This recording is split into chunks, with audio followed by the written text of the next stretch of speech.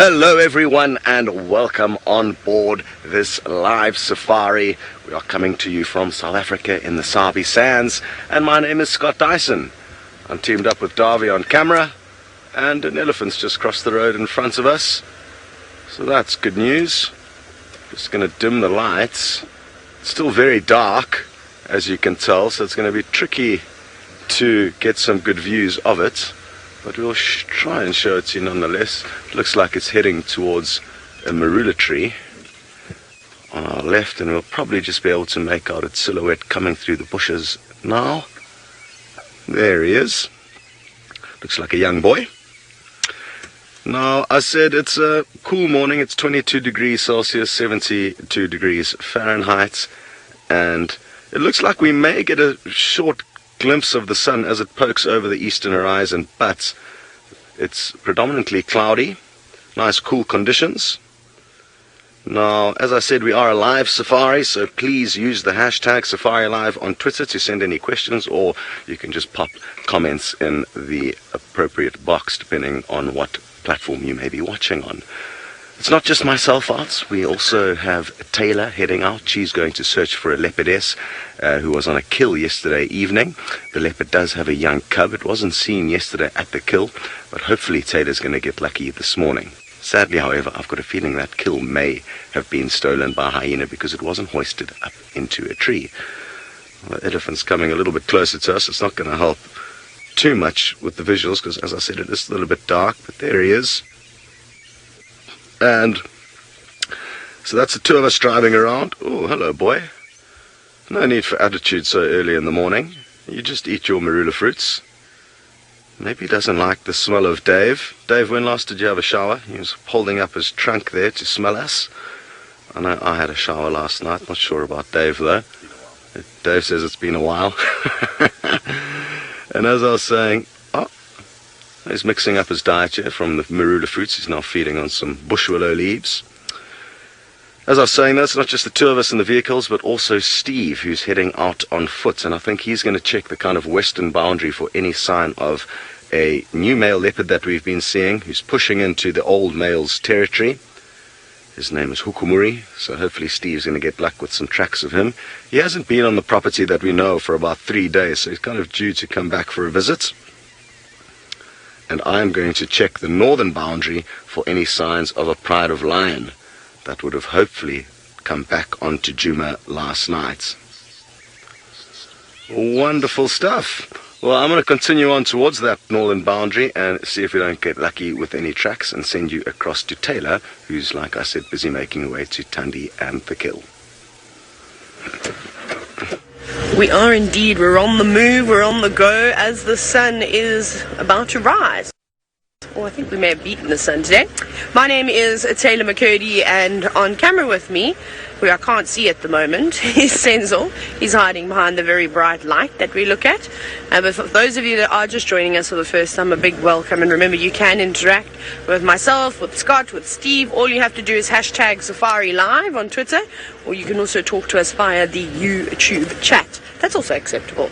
So I look forward to your questions today. So we're basically beelining straight towards where we left Tandi last night, where Scott and Herbie and Senzo found Tandi on a kill. So we're going to go back into that area and see if we can actually find her. I hope that she managed to basically disembowel that impala so that it was light enough for her to just pick up off of the floor, because those hyenas got a whiff. Come on, little scrub here. And they would have just gobbled it right up, and then all her hard work would have been for nothing. So I suppose that's just one of the things that happen. Everybody's waiting for the best opportunity, and sometimes, well, you've just got to snatch it up when you can. And hyenas have absolutely no problem in doing, or even another leopard would not worry about doing something like that. So that's the plan. And Scott was very kind. He let me go back to Tandi, because I have yet to have a proper look-up other than that awesome morning we had where we found Tandi, Hosanna, and we had that whole interaction. I saw the little cub's tail as it was bounding about in the drainage line, but other than that I haven't actually had a look at it at all. So we've just popped onto Central now, which is good news. because it means we're not too far away. We'll just carry on going all the way down Central through the dip and then up onto the other side. We'll eventually get to Drakensberg Junction, which is where we left her. And again, every time I come down Central,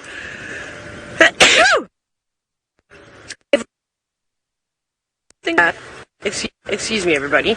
There's something along this road. My allergies seem to flare up quite a bit. And bushwalk yesterday, obviously, I'm lingering on the road a lot longer, stuck in one spot.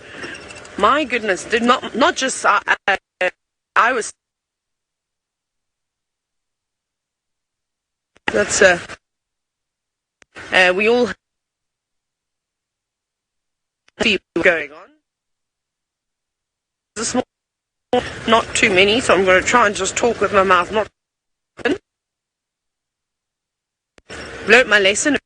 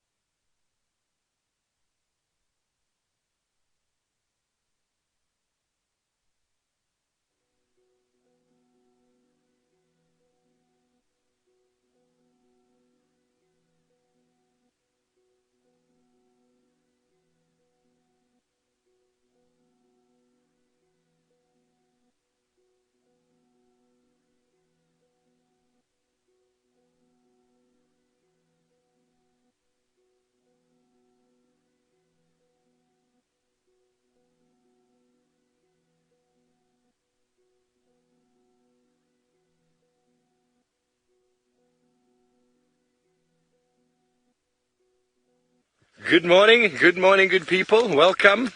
We are out on bushwalk, trying not to disturb any tracks. It is still quite early and rather dark. You're with myself, Steve Falconbridge, and Seb Rombi on the camera. And he says good morning. And we are with Herbie, yay, my best man in the world, expert tracker extraordinaire. And he is happy and excited, and is that not the best smile in the world, ladies and gentlemen? So as Taylor has already mentioned, please send through your questions and comments to hashtag Safari Live. We are excited. The three of us sat down and had a coffee this morning. We've got a game plan. Taylor is going to see Tandi because she needs to see that cub. Watch out there, Seb. She needs to see that cub.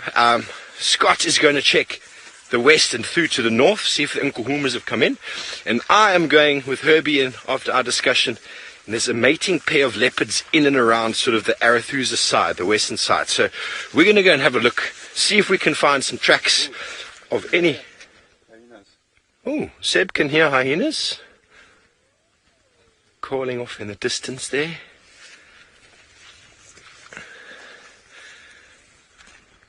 Quite difficult to hear with the microphone I have.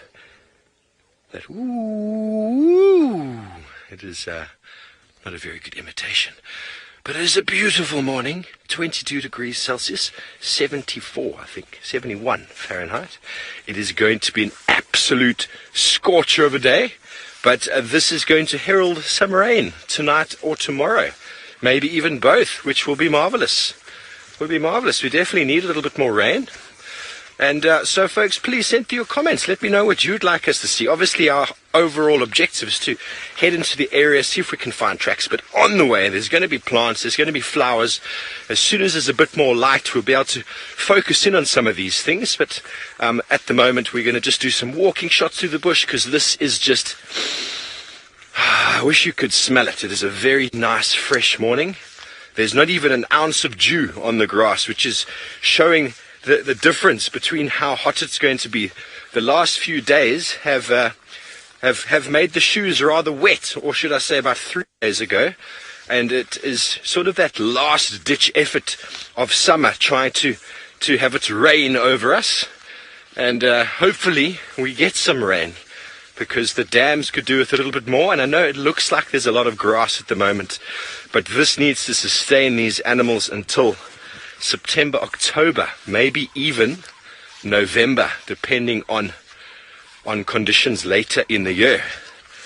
So very, very important that the trees and the grasses get the rainfall that they need, so the animals get the sustenance that they need. But what we do know, that is, if you have good years, the animals do very well, the herbivores, should I say, and if you have bad years, yes, the lions and leopards and hyenas do very well. So it's a much of a muchness.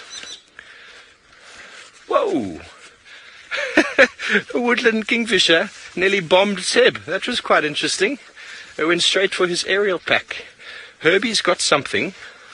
What do you got there, Herbs?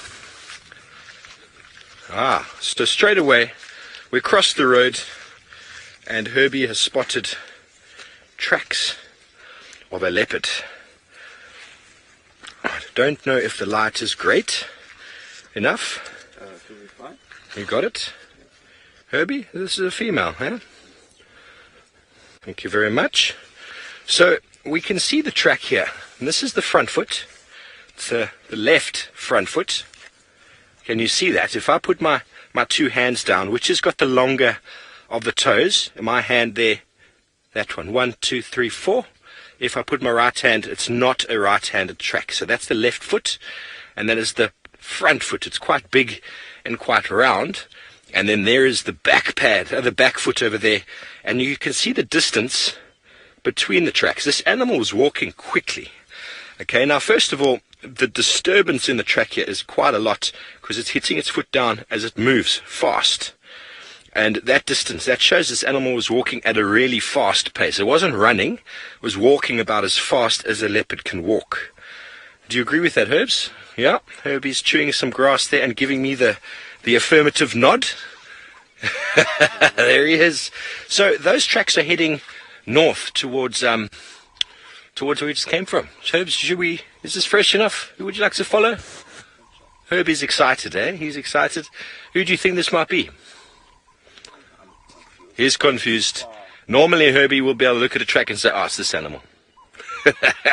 On that note, we're going to see if we can follow and track this. But we had some comments come through from Michael Fleetwood and I think Joy, some photos posted of Hukumuri, and it really does look like him, from Crocodile Bridge in the Kruger National Park, which is about 200 kilometers that way into Kruger National Park. 3 years ago those photos were taken, and he was a much younger male, and he didn't look as disheveled on the face. He didn't look as battle scarred, and that means he's moved and moved and moved. So that distribution of male leopards moving has shown fruit, and that's why no one knows who he is. He's come all the way from that side and brought the genetics of the heart of the Kruger National Park into Djuma. Absolutely marvelous. So we're going to continue on here.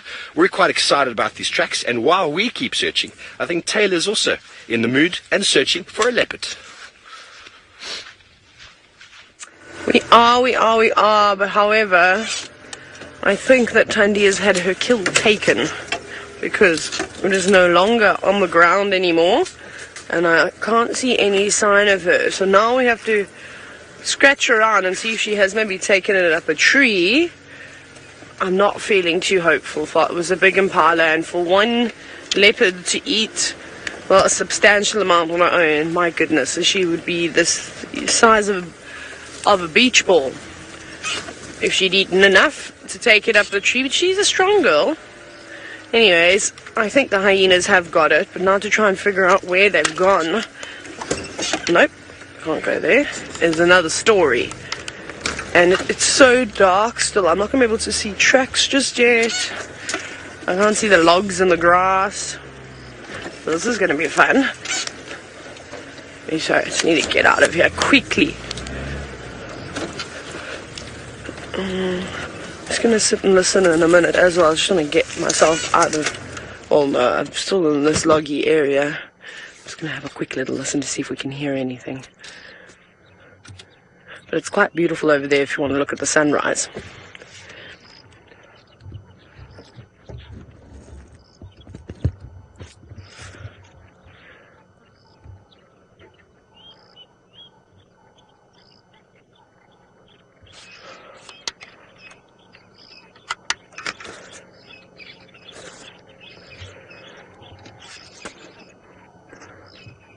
kind of like the sky is on fire this morning, isn't it?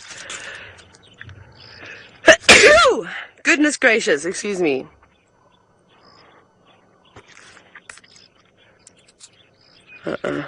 She's not here anymore, I don't think. Sadly. Man. What are we going to do now? So I don't really want to go driving around on the roads because I'm going to just squash all of the tracks. I need maybe another 10-15 minutes before I can see the tracks properly, especially while I'm in the vehicle.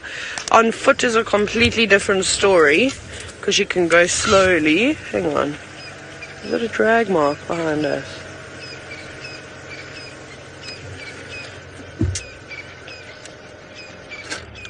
I'm going to jump out the car quickly, everyone. You won't be able to see what I'm doing. I just want to see if she did. She did maybe drag this Impala.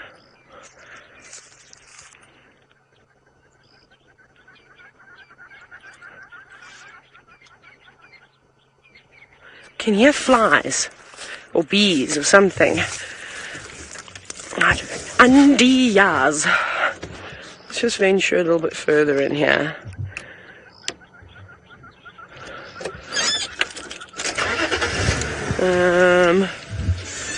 Might have to go this way. Have a little look around. Come on, sun. Break through those clouds. Please, we need your assistance this morning. Yeah.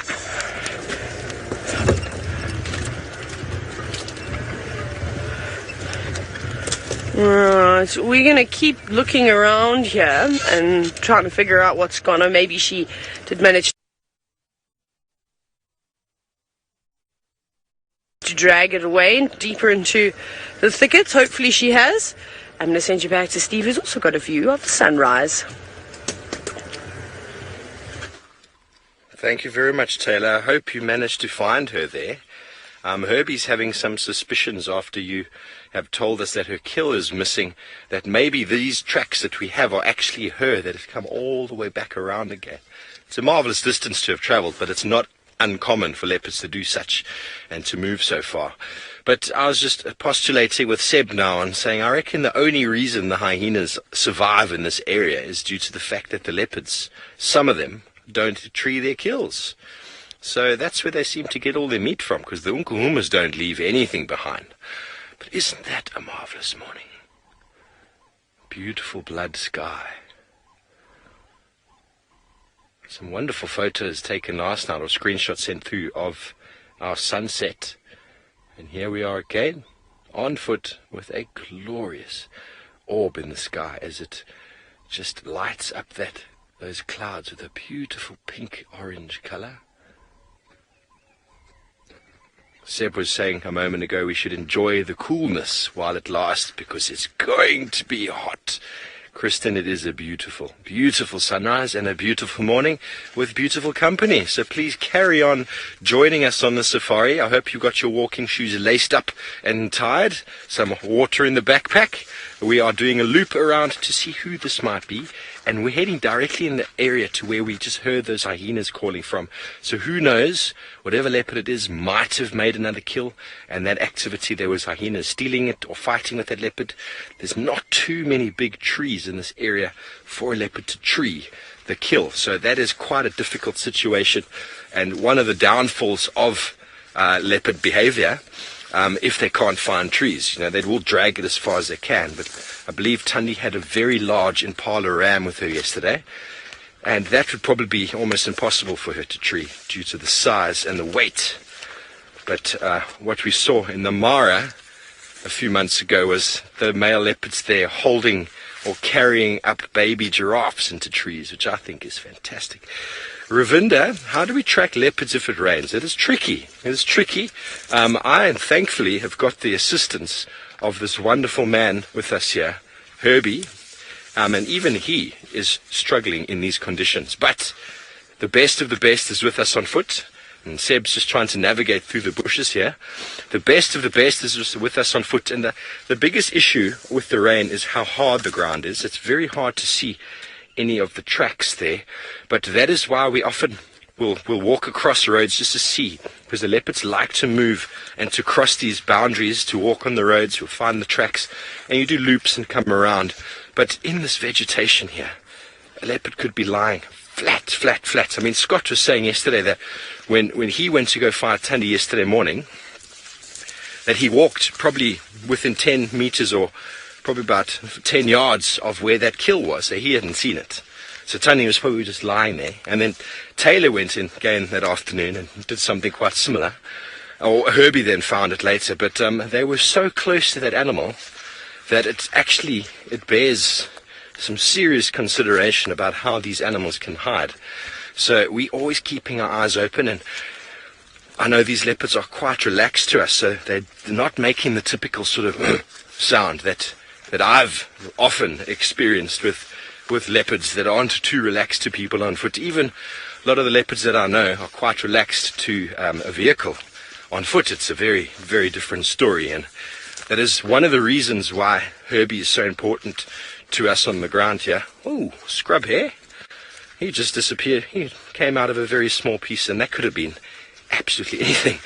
One of the reasons, or major reasons, why Herbie is with us, not just to support us with tracking, but I've got this in my ear, which means my perception of sound coming from the wilderness is very, very difficult. Seb has got the same story going on there. So if we didn't have Herbie helping us out here, not just with the tracking, but the security, we'd probably end up getting eaten or flattened by an elephant at some point. So we do enjoy Herbie. It's really lovely having him back. And Seb, isn't that just getting better and better?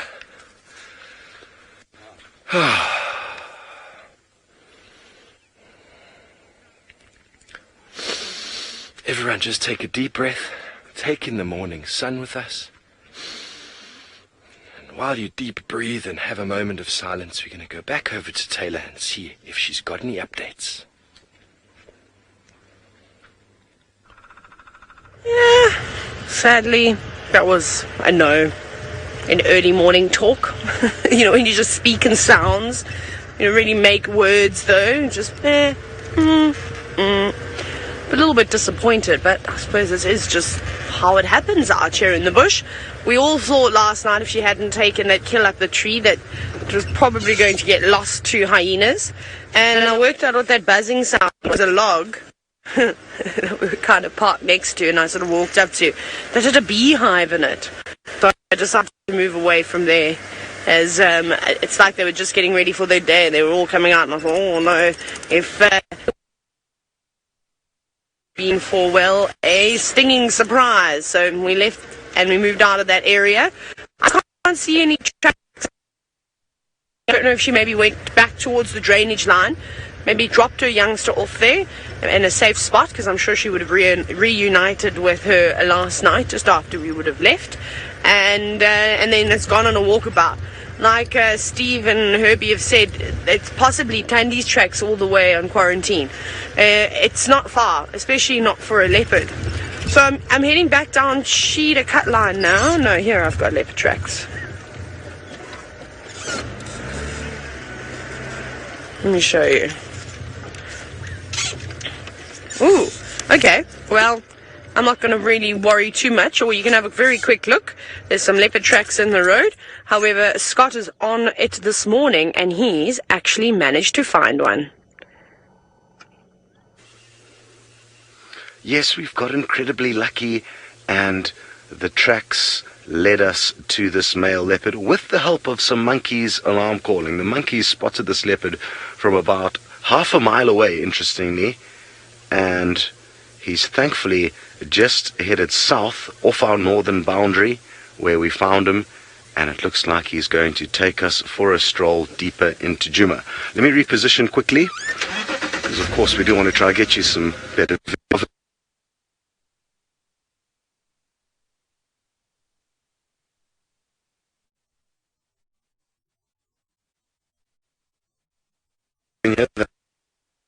that's the little drain, hence the funny reversing maneuver. And there's a small fire break road that runs parallel to the northern boundary, and I'm guessing he's going to get onto that and continue before he probably takes another road as he continues to patrol this new patch of territory. Now, interestingly enough, it wasn't too long ago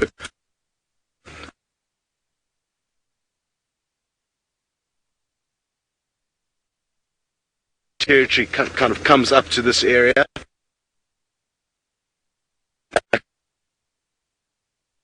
To the Hukumuri male.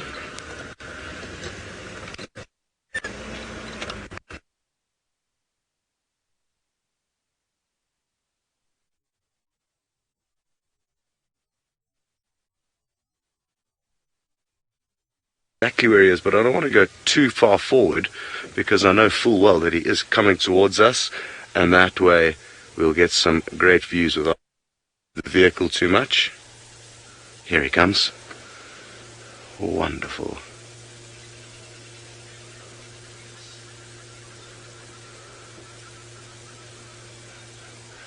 Now I'm guessing he's going to scent mark in this bush. These specific trees are actually like jumping up into and rubbing their body against. Let's see if he does it. It's a wattle because the leaves are so soft and smooth. Look at that beautiful orange glow. Hello, boy. He sure does know how to cast a stare. And we heard some fascinating information. It's not yet 100% confirmed, but there is a strong likelihood that we've actually, well, not we, I'm not sure actually who it was that worked it out. It could have been James Richards, one of our safari detectives who helped us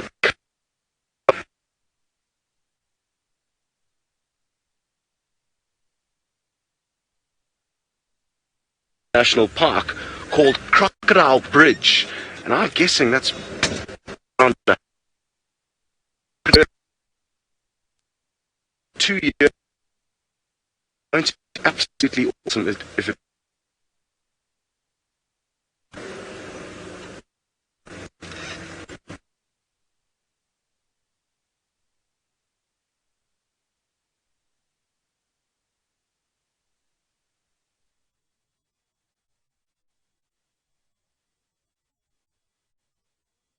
I'm not really sure what's going on, if Scott has a leopard or if he's got tracks or who it is, but sorry about that, the gremlins got him.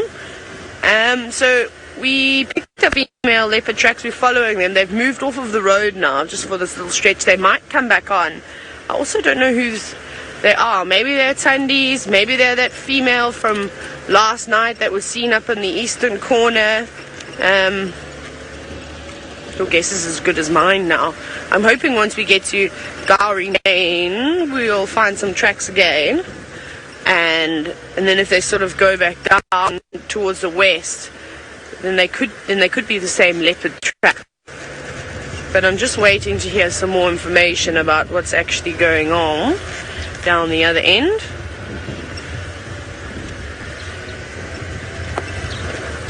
Also trying to listen, see if I can hear anything alarming.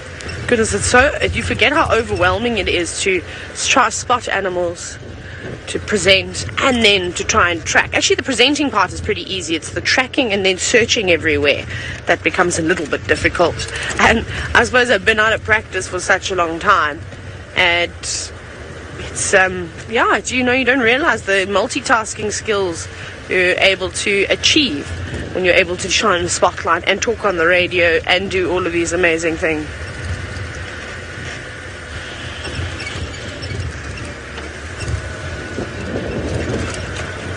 Let's have a little look around here. Still no tracks coming back onto the road. A couple of hippo tracks here and there, which is to be expected as it is nice and green around here. You can see as we're driving. Good grazing.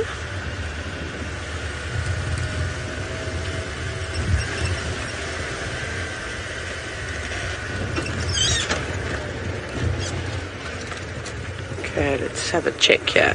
Wow, that sun is bright. This is like a major crossing point for a lot of the animals. Fortunately, we're not going to be able to go down towards Chitwa Dam. We might be able to go to the dam wall at some point because there are guests fast asleep. We've got hyena tracks going up and down. Might be the culprits that stole the kill. who knows? Right, but of course, as you know, it isn't just us driving around. Steve is on bushwalk, and hopefully he's going to find that leopard. Thank you, Taylor. Now, Taylor's assuming the tracks, well, she's got tracks going south from where she is, and she thinks, and Herbie thinks the same thing, it might be Tandi that's come all the way around. Herbie's idea is that she's come in search of kind of like ascertaining Hukumuri's sort of presence, and then we'll go and grab her little bundle of joy and take her elsewhere. So the reports from the west are that it's been Hukumuri that's been mating with a female that side. I'll ask Herbie shortly what female that might be, as the Franklin's making lots of noise over there. I'm not sure if that's alarming or if that's just the hyenas are having an absolute ball behind us here. Herbie, should we go check that, eh? Yeah, we've got hyenas cackling over here. It's not the whooping sound anymore, it's the cackling they do when they get excited. The kind of excitement they'll get when they're feeding. So if, for example, Tandi happened to, or whatever leopard this might be, we haven't managed to find any more fresh tracks. It's in the block here somewhere. If, in fact, she managed to kill something and not tree it, that is the kind of sound you expect to hear from hyenas that are getting very excited about whatever it is they might be feeding on, and it's not very far away. So we're just going to keep our eyes and ears peeled. As soon as we heard that, Herbie turned and started marching in that direction. So please bear with us, we never know what we might see. Remember, folks, this is 100% live. We cannot envisage what could be in front of us here. All we can do is approach and film and tell you what we think is happening in the moment. So I believe James would like me to find some butterflies. James, I will do my best to find you some butterflies, but at the moment I'm holding my breath in anticipation for whatever it is we might see lurking in the bushes here. Even to just see hyena on foot is always quite special. They're quite a skittish animal towards us. And you feel that energy, the heart rate starts changing. Even though it's hyena, I'm not afraid of hyena, but the anticipation it brings with it always catches me a little bit out of breath. Maybe it's because I'm talking as well as walking. Seb doesn't seem out of breath. He's doing a lot of exercise lately. He said he nearly died yesterday running with Scott at about 1:30 in the afternoon. I mean, who would do that? That's just ridiculous, Seb. But I mean, James isn't here. James is the one who makes us run at 1. He chose to go, so it's his own fault. How are the legs feeling today, bud? He says his legs are good. I think my legs are finally feeling better for a run. Okay, folks, so I have no idea what there could be here, but as soon as we find something, we're going to come straight back to us, get the action. But while we do that, go back to the Scott. I believe the picture and his audio levels are back. Let's go see what Hukumuri is up to. Well, exciting stuff for Steve to follow up on foot with, on bushwalk. I've got the sweet smell of buttered popcorn filling my nostrils, and that is thanks to his scent mark. It's one of the most incredible things I find out here is that, like I said, their urine and their scent mark smells like freshly buttered popcorn. Who would have thought? We're having not a tough time, but we're just kind of having to balance between being too close to him and, you know, interfering and bothering him, and being too far away from him and then losing him within a second, because as you can see the grass is very long, but he's on a little bit of a pathway now. Watch your heads, everybody. And I'm just kind of negotiating with this thick grass. Even now he's just completely disappeared. Oh no, there he is. Got him. Fear not. He's heading towards quite a big termite mound that I'm hoping he's going to go and perch himself on. That would be a wonderful thing. And the sun is also... Oof, the sun's just poking up over the horizon. So if he does go up this termite mound, brace yourselves for some immense beauty. And... oh yeah, this is looking promising. I'm actually going to have to try and speed things up a bit. Hold on, a little bit of bouncy here. Slowly speeding is what this is. Ooh, if this works, we are in the money, like you cannot believe. There's a stump that prevented me taking that route that I wanted to. I was just in front of the hood of the vehicle. Sadly, I'm not going to be able to get into the spot that I wanted to for the time being, but if he does in fact go up that large termite mound, I'll be able to reposition. Now it looks like he's actually creeping into this area, which means he knows that warthog live in a small hole over there. There's a small little hole and you can see he's creeping up slowly. I'm wondering if this isn't the very same hole where Noel saw this male catch a warthog not too long ago. And male leopards are notorious for knowing where warthogs live. Look at him just creeping up there, because they like to camp out at the kind of entrance of the burrow and wait for them to come out. And warthogs are late risers. They live a life of leisure. Look at him just very carefully snooping about you. Let me try reposition quickly. There's a couple of branches in the way, which we don't want. And I also want to kind of get out of the way of the entrance to the burrow. Oh, he's up the termite mound. And sadly, we're not in the best spot for now. But isn't this awesome? Absolutely magic. And you can see him peering down very carefully. He may well already know, sorry, let me just move the vehicle a little bit there. He may well already know that there are in fact warthog in there. He could have smelt them, he could have heard them. His senses are so much better than ours. And judging by his body language, we could well be in luck. Now, you're going to have to put your patient pants on, because this can be a very, very timious affair. We know of a male leopard who was the dominant male before Tingana. His name was it Tingana or was it Mvula? I actually can't remember. But one of those two sat on a termite mound for 2 full days, 48 hours waiting for warthogs to come out of it. Look at how focused he is. With those menacing eyes of his, he's got very, very beady eyes. And this is absolutely awesome, and it's going to only get better as the sun continues to rise up. What a great start to the morning, everyone. It doesn't get any better than this. A picture-perfect morning, in my opinion. Drive out of camp within 5 minutes, find some tracks, follow the tracks. While I was out trying to work out where his tracks were going exactly, we heard the monkey's alarm calling, raced into that area, and voila, the jackpot. I don't know why I spoke in a French accent-ish there, but it is what it is. Dr. Rob, you are absolutely correct. He is glowing, and the fact that he's showing so much focus and intent together with this beautiful morning light is making for some really interesting scenes. Now, when it comes to identifying leopard, there's many different ways to go about it, but an easy way with this individual is the scar on his face, just kind of next to his left eye, which is obviously hidden behind the termite mound now, but as soon as he moves his face kind of back towards us, oh look, he had a nick on his eye there.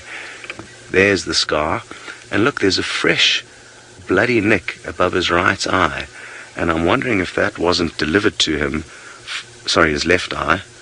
I wonder if that wasn't delivered to him by the Shidulu female.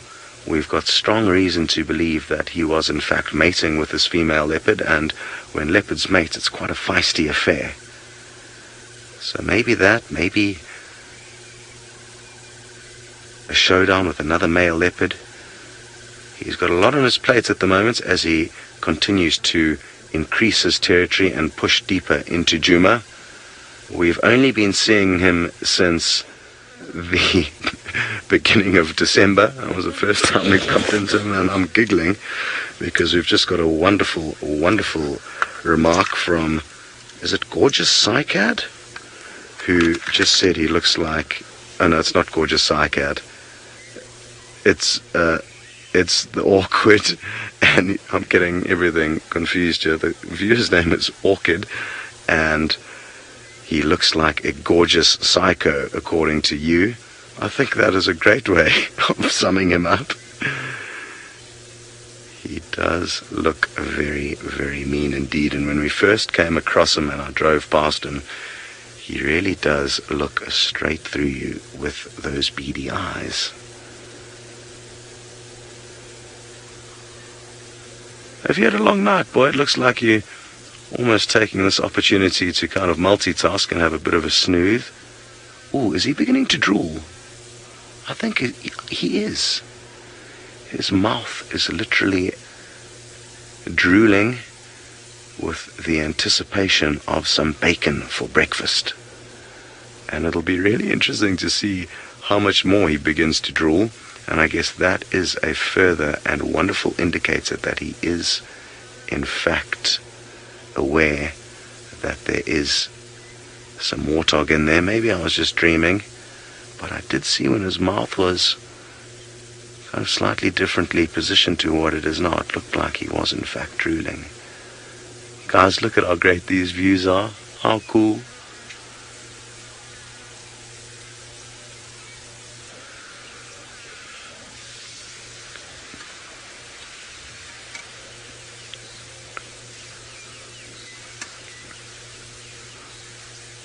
Now, he's not in the best position, unless, of course, this kind of termite mound has multiple entrances to the burrow, because if the warthog comes shooting out of this small hole, he is going to be left in a cloud of dust in his current position. But let's wait and see what happens here.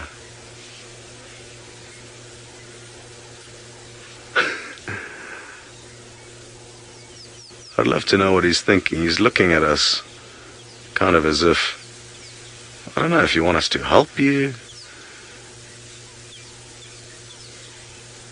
But you've certainly got a bit of a strange look about you today, Mr. Hukumuri.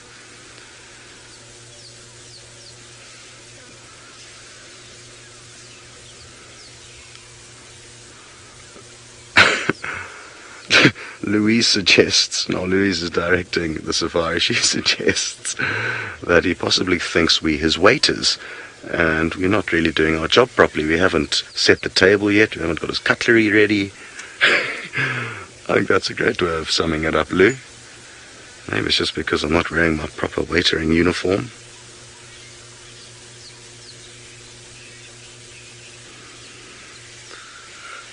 Okay, well, I wasn't looking very closely, but I'm told that he just did, a little drop of saliva did just come falling off his chin, so it looks like he is, in fact, salivating. His mouth is watering.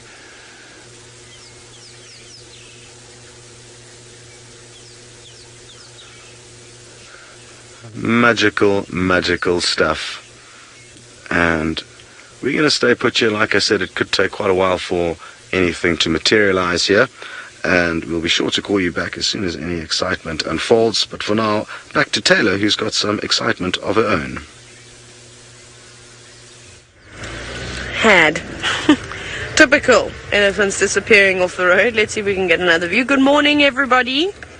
Morning, elephants. Can we all stand still for 2 seconds, please? And then you can carry on with your morning. This guy's not particularly impressed with us today, but that's actually an even more beautiful shot now that we've got the sunrise with it. It always looks so lovely. And they're on the move. Not a big herd. 1, 2, 3, 4, 5 of them. You might not. Oh, you can just see the little ones' ears flapping about, but very nice to see. But unfortunately, they're disappearing off into the thicket. So we'll try and see how long we can stay with them for. What was that? I heard a branch break. Is there another elephant? Maybe. No, I can't see one yet. That was bizarre. That was a strange noise. But there they go, walking off. Now we're still actually looking for leopards, and maybe we'll even check the boundary for the lions. I feel like we've got a lot of work ahead of us this morning. That'll be quite nice though. to do a bit of racing around, searching for footprints left behind animals, and hopefully nice little fillers like this. Little elephant sightings here and there. Maybe we get a buffalo or some giraffe. Who knows? Off you go. That's a very busy elephant. You should have seen how quickly it ran across the road. It was actually quite funny. It almost tripped over its feet. It was moving so fast. I don't think it knew that it could go that quickly. But on the go. Busy, busy, busy. They must have a plan this morning. I wonder where they're headed to. Maybe the Mulwati. Maybe they know it's going to be a nice hot day. Should we head on? Right, we'll carry on and see. Maybe we can catch them again. I don't know. Hang on, there might be some more elephants just coming up through here. Let's have a little look. Maybe it is a big herd and they were all just a little bit on the spread out side. Who have we got here? Another one coming through. So I think that branch that I heard was definitely from an elephant, obviously. Stretching up nice and tall this morning. Grabbing the tops of the leaves.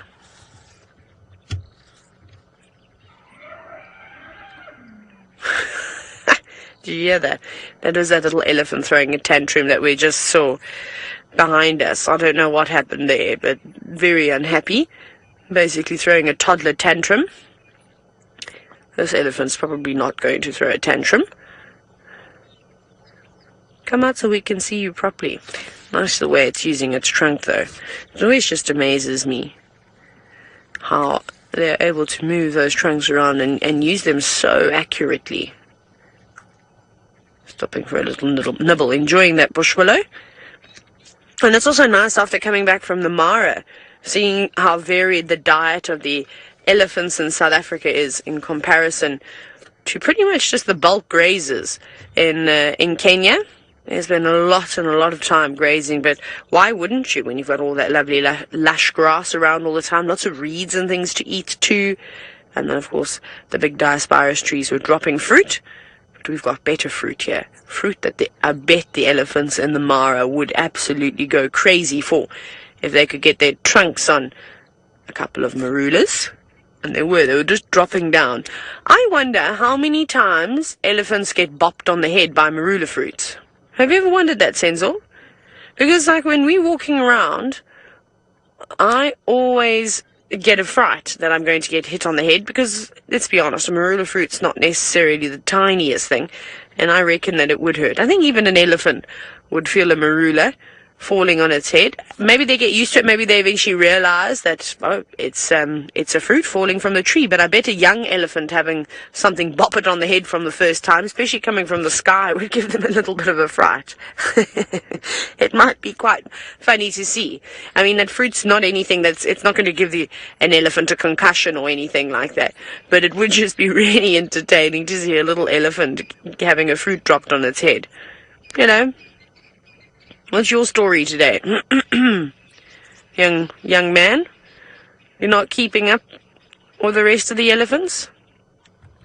Just relaxing? Taking your time? I do apologize. I seem to have a tickle in my throat. Now hiding away from us, but he'll eventually feed out. And the longer you sit with individuals, I mean, it doesn't matter what animal it is, from bird species or to the various mammal species, you can definitely see that they've all got their own personalities. And Jaden, you were just commenting on that. It is and watching the elephants is my favorite. Although getting to know the hornbills in camp, the pair of red-billed hornbills that live in camp, they're also quite funny. Hello, boy. Are you going to come and say hello to us? Please come and say hello, because I've been waiting the entire time. Yes. Now, this is a young elephant bull. He can't be more than just over 10 years old, maybe 12 years at an absolute push. He's already hanging back. So I'm not worried about a young elephant like this when he shakes his head at me. He's kind of at that stage where he's testing the water to see how far he can get, if he's going to get a reaction from me. And I'm sorry, young man, a reaction is something that you are not going to get from me today. Now, if it was a big elephant bull, if it was Daryl, I probably would have moved away already, just because I know how cheeky he can be. But it's important that you don't react too quickly to a young elephant bull, otherwise they learn bad habits. And we always say that they basically get their egos bruised quite heavily when they get pushed out of the breeding herds. I know you're looking at me and you're trying to act all big and strong, but it's not going to work, I'm afraid. Look at that eye, death staring us. Have you been hanging around with the buffalo, by any chance? Look how he's watching us. Yes, hello? There's no need to come any closer, though. You can see how close he is. He's right in front of the car, in fact. Me and my friend over here, we sit and we have a conversation about his behavior this morning. It's not great. Don't make me call your mother, because I don't think she'll be very impressed either. And that's why he's back here. His mom's actually had enough of him. She's basically gone, too bad, he's your problem now. Well, of course, it's not just the only action that's happening here. Hukumuri is a little bit on the hungry side this morning, so why don't you go and see if he's found a snack yet? Well, no major developments just yet. He has repositioned ever so slightly, as have we. We've tried to move a little bit further away, just to make sure we're not in the way of things, as and when the warthogs possibly come flying out of this burrow. Now, because we've got such an exciting scene unfolding here, we are going to welcome on board some extra passengers on this safari, and I'll let you know just before we do that. I'll need to keep quiet for a second, and I'm going to do that right now.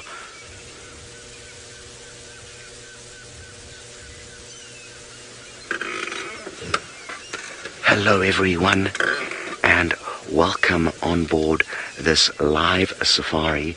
As you can see, there's a big male leopard up on that termite mound. He's looking very, very intently downwards, and the reason being is there's a small little hole over there, and within that hole are some warthogs. Now, I certainly haven't seen any warthogs or heard any, but judging by his body language, I think he knows full well that there are some in there. You can see he's moving around very, very carefully. Sorry, I forgot to introduce myself. My name's Scott, and I am teamed up with Dave on camera. It's great to have you guys with us. Please pop as many questions as you can in the comment box below. Now, this is an affair that could take a long time to unfold. Warthogs are animals of leisure. They kind of like to sleep in, and they may kind of have an idea that he's here. They know full well that leaving their burrows early in the morning is a very, very dangerous time for their day, and they could, with their good hearing and smell, possibly have sensed him, heard his footsteps on that termite mound. Who knows, but you can tell that he is certainly very, very focused, poised and ready to pounce. What a beautiful scene. Now, interestingly, this male leopard is a newcomer onto our area, and he's actually pushing out our older dominant male. So, somewhat of an imposter. It's of course a natural thing to happen. Young males come in and push the older males out, and it's a very exciting time for us. We've only started seeing him from mid-December last year, so he's a newcomer on the block. Jane, yes, he is certainly very, very intent, and he's got his work cut out for him, because, as I said a bit earlier, this could take quite some time, and I know of a case where a male leopard has perched himself in a similar position to this for 48 hours, with the knowledge that the warthog will eventually have to leave. I can't remember if he actually got lucky with making a kill, that male, but imagine that. Imagine investing 2 full days waiting for a warthog to come barreling out of the burrow. Dina, now you'd like to know if he's specifically kind of going to try and target the youngsters, or would he be able to take down an adult if it came out?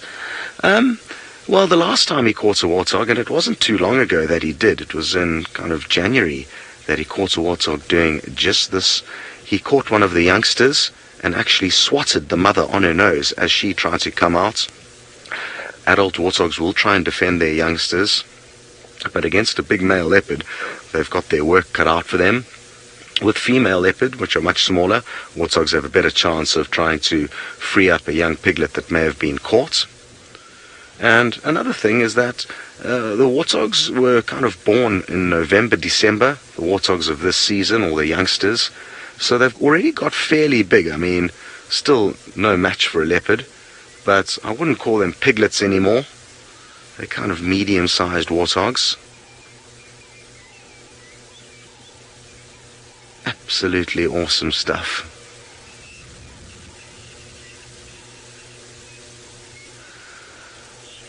Kylie, well, I'm very, very happy to hear that you are all the way in Australia, in Brisbane, at work, sitting at your office desk, enjoying this incredible scene unfolding. And you're right, it is absolutely astounding that we can be coming to you live from the African wilderness, showcasing some really incredible action unfolding. And I hope you're having a good day at work, and I hope your boss doesn't catch you.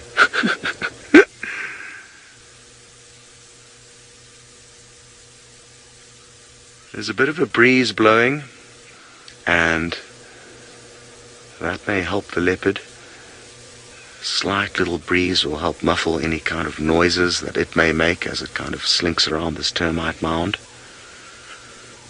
Kylie, our director of the show this morning, suggests that maybe rather than hiding from your boss, you should go and tell him about Safari Live and get everyone on board. Maybe you can get a Safari Live TV put up in your offices. And then everyone can join in the fun.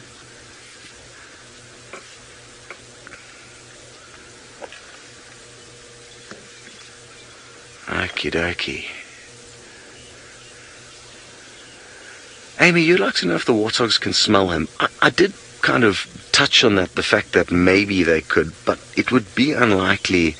It would require a really unique wind to be able to blow, and obviously the leopard's positioning, to blow his scent down into the burrow. And it seems like the wind is kind of blowing from left to right, which means that his scent will be actually blown away from the entrance. So I don't think they're going to be able to detect that.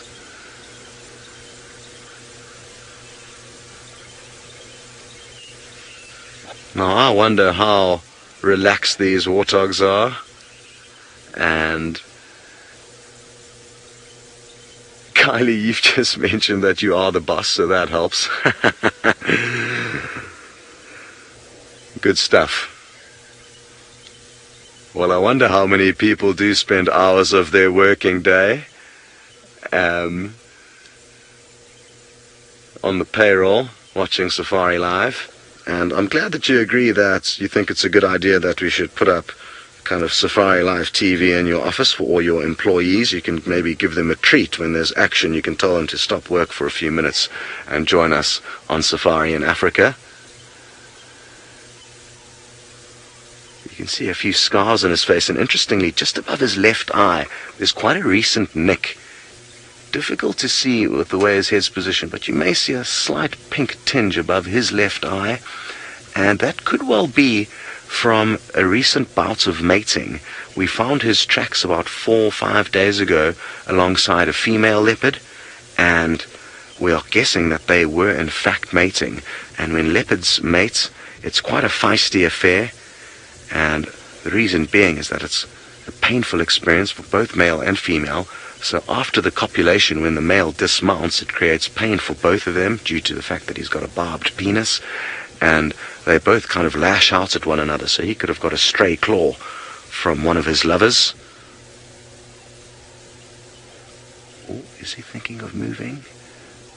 You can imagine being poised for long periods of time. Your kind of muscles start to get sore, and maybe that's why he's moving. Or maybe it's because he can hear the warthogs getting restless, thinking about starting their day coming out of this burrow. Now, as and when they do start to come out, what normally happens is that all you kind of see initially is a nostril, and very, very slowly they kind of inch their noses out of the burrow. They do have quite sharp tusks, so they come out with their pointy end first, so as to try and obviously throw off any predators that may be waiting for them.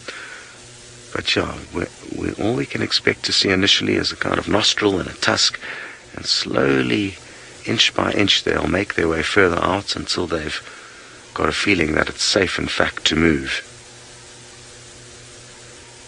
And then they literally go from 0 to 100 in a few seconds and come rocketing out of that burrow. And I've once actually seen a young male leopard in a very similar position to this have 5 warthog come barreling out of the burrow before he could even move a muscle. He kind of just looked up at us after all the 5 warthogs disappeared and kind of shrugged his shoulders. He was like, whoop, blew that one, didn't I? But it does give you an idea how quick the prey species are, and even though he's in quite a fortunate position here to ambush these warthog, he still has his work cut out for him.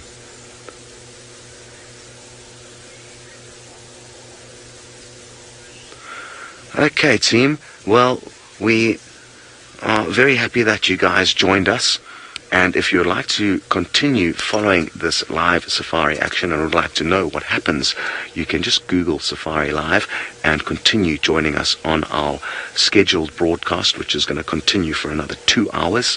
Otherwise, you can just wait for some more notifications, and we'll be sure to keep you guys updated as and when things heat up here. But for now, thank you and goodbye until next time.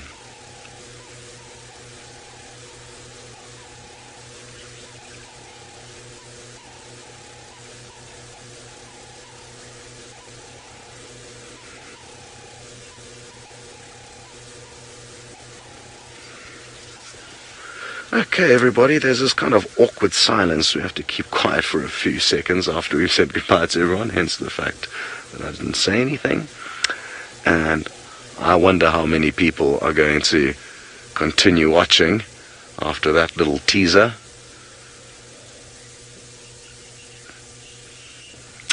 Very good. Well, we certainly aren't going anywhere.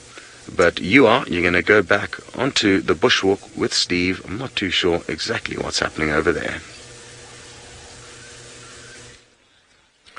Thank you very much, Scotty. I believe you're all having a wonderful time with Hukumuri, and he is definitely the warthog specialist. So we followed up on the activity of those hyena, but we weren't able to find them. We've done a big loop back around. When we initially heard the hyena, Herbie had tracks of that female. We're now in quite a thick, dense area in this sort of drainage line west of FC, west of our camp, and there hasn't been much more to speak of. So we're just checking all of the game paths and all of the ways in and out, and who knows what we could come up with. But what have we stopped at? We've stopped at a beautiful buffalo thorn, and it is the second time this season that this tree is in flower. Isn't that a gorgeous little flower, that? Soon, those flowers will turn into little berries, little red berries that are actually very tasty and very edible. But like with most wild fruit, they're more seed than they are actually fruit on the outside. When you think about commercially what we have as fruit in the world, have all been sort of slightly bred with this and bred with that to get more flesh and more fruit than seed. I mean, today you can even get avocados without pips inside, which I think is a little strange, but fruits were designed to distribute seed, and these flowers will be producing beautiful, edible little berries at some point, which will be absolutely thrived upon by the go-away bird, barbets, monkeys, as well as people like myself, who enjoy eating from the bush. And don't forget the buffalo thorn. The leaves themselves are also very, very tasty. And talking about that, I might have a little snack while we go on. But can you see this branch here, Seb? This is a brand new branch. You can see how stiff, how soft it is, and even the thorn itself is still quite soft. So these are new growth that has come just with this season, and the tree is loving life, and I'm loving eating it.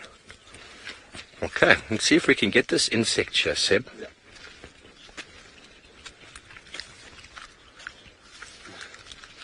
There's a funny insect here that I'm trying to capture on camera. There's a few of them in the bush there.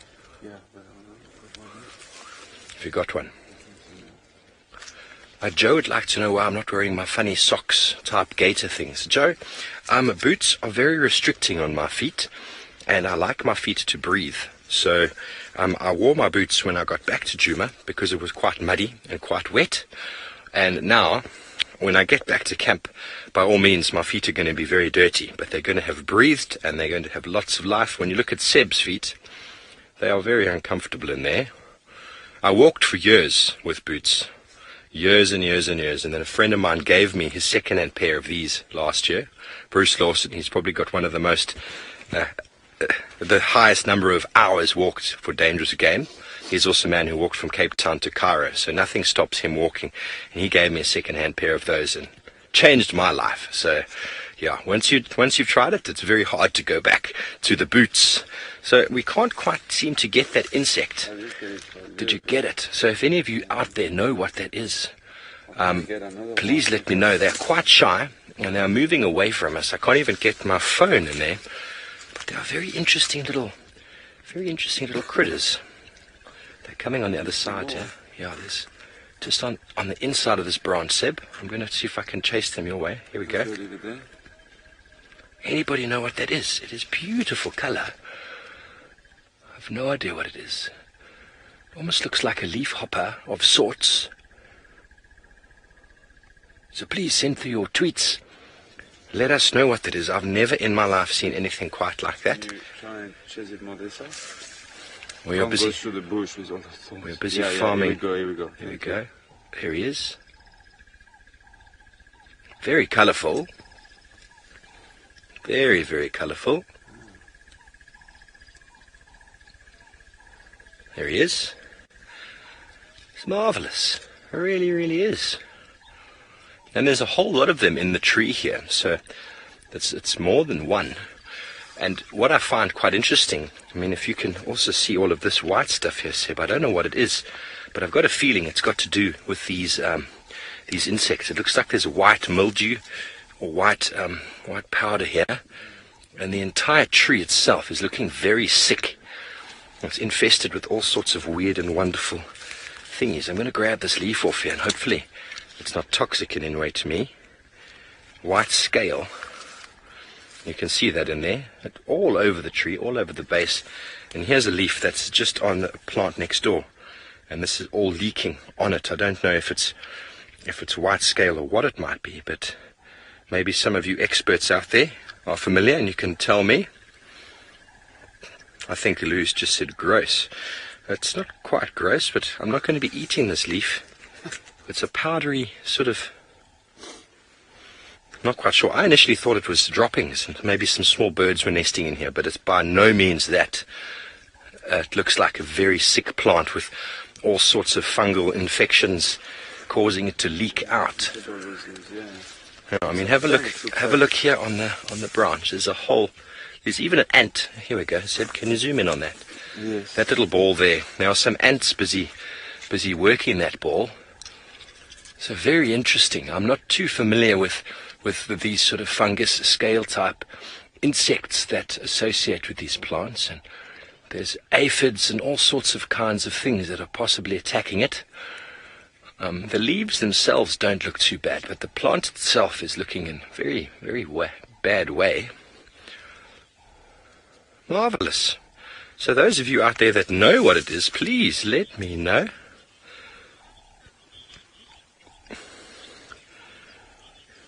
OG Barbie, you would like to know, how do I know what trees have edible fruits?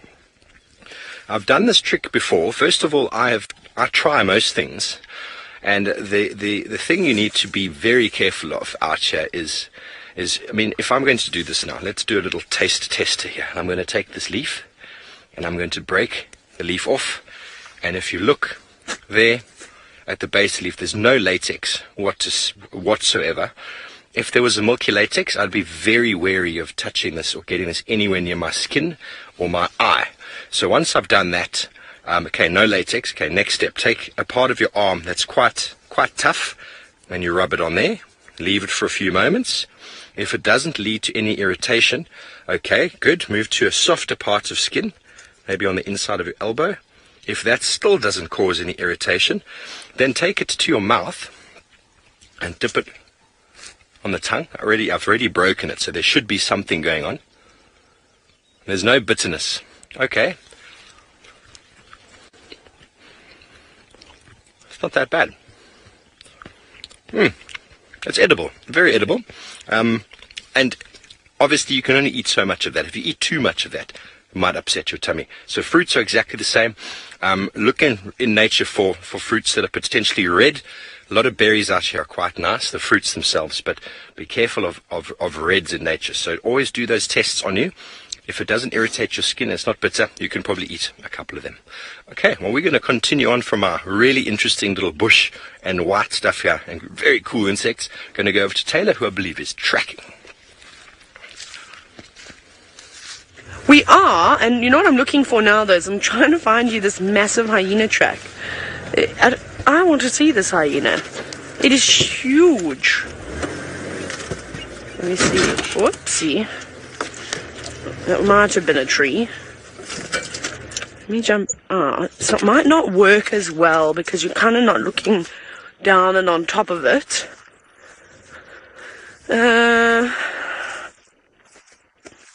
Okay. I'll bring the stick back as well. But essentially, there is a hyena track over here. The back of the foot is here. Now, if I put my hand next to it, it's kind of the length of my hand. Maybe if I chop my fingertips off. Let me see if I can measure it with a stick. And I'm going to bring it. It's huge. It's incredible how big the paws of a hyena are. Okay, so let's do like that. Here's the stick. Here is my hand. Basically, well, I'll do that, sorry, sensor. Basically, where that's, oh, you can't see it because the flies are biting me. Get off! You don't have to sit on me! They're so rude. Sorry, sensor. That one was biting me. But essentially, it's the length of my hand. That is huge. That is insane how big that hyena track is. I can only assume that it is a female, a rather large one too. Whew. I'd love to see it.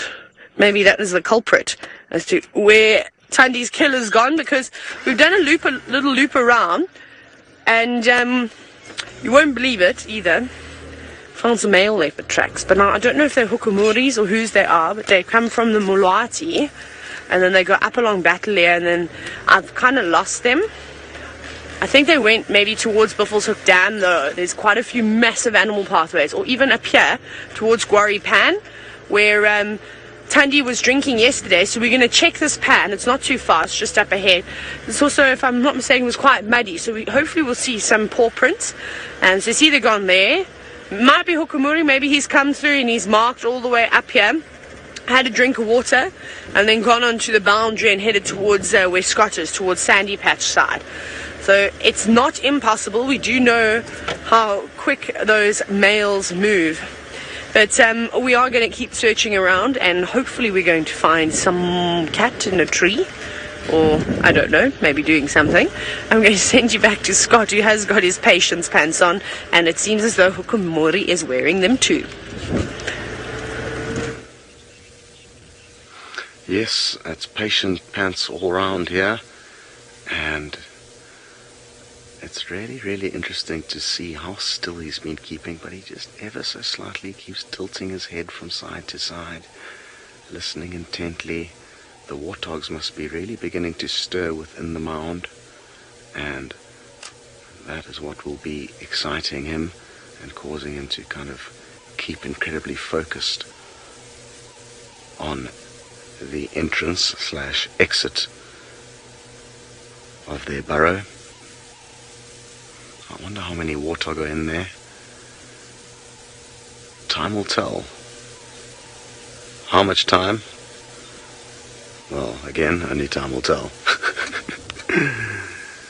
But awesome stuff here. I hope Taylor does get lucky on her search with Tandi. I'm not sure if she's had any luck with any tracks yet or any sign of where they may have gone. But hopefully they're not too far. Sadly, it is quite close to our eastern boundary where she had that kill. I mean, only about 100 meters or so. But it would have been quite easy to see her tracks crossing. Thankfully, that boundary road has got very soft sand, so the fact that Taylor hasn't seen any tracks heading off there means that hopefully Tandi has headed deeper into Djuma. Ooh. This is looking good. Still no sign of any warthogs poking their noses out of that hole. But something must be happening, because you can see him trying to kind of lean his head further forward.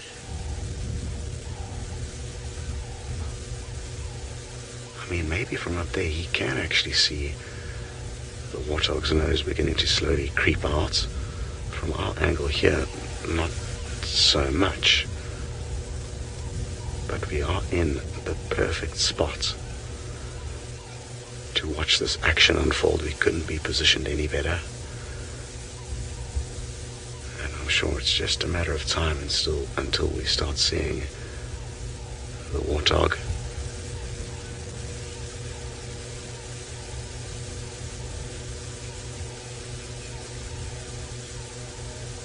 It's a nice cool morning. It would be nice to have some sunlight for the pictures, but to be honest, this cool weather is very, very pleasant. There's a bit of a breeze that's picking up slowly as the morning progresses, and that's definitely going to bode in his favor.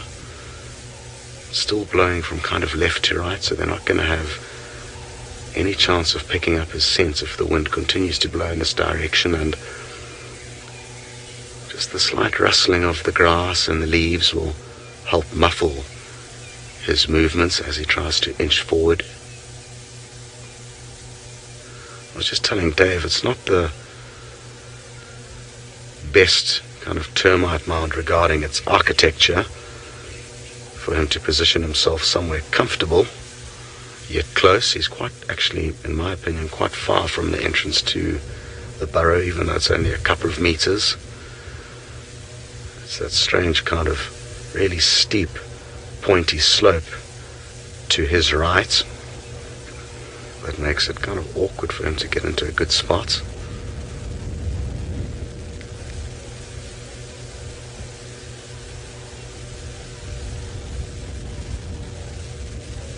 Now, one thing that could happen, I mean, I could be wrong about us actually slowly seeing the nostrils of the warthogs poking out before they decide to hit the ejector seat and come rocketing out. So be ready for that at any second. There could just be a cloud of dust and pigs flying out of this burrow once they decide to make the move.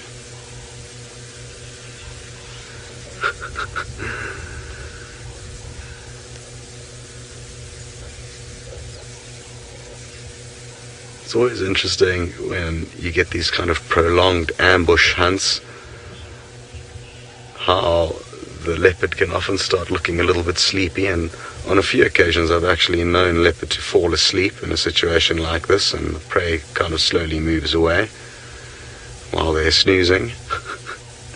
Who knows how far he's been moving last night and what he's been up to the last few days. He's certainly looking hungry though, and I'm feeling confident that something epic is going to happen here. But for now, we're going to send you back to Taylor to see how she's getting along. I know you'll all be very excited because we love the hyenas of Djuma. So here we go. Here's one of them. We've come back to where Tandi had her kill last night, and we're just having a little look around here. So here's a culprit that would have most certainly devoured that carcass. And now that it is lighter, I've been able to see all sorts of tracks, from hyenas to elephants and, of course, leopards. And I did see the cub tracks as well moving off. So Tandi obviously ripped up, not Rebel Wilson, and it took her away to safety, which is good news. But I think this little hyena is just coming around and sort of lurking, as they do. They're great lurkers, to see if there are any scraps. And what I want to do now that it's disappeared down there, I sort of poke my nose in. We might get another sight of it now. If you do know which hyena that is, you're welcome to let me know. I haven't got a clue who it is. This is where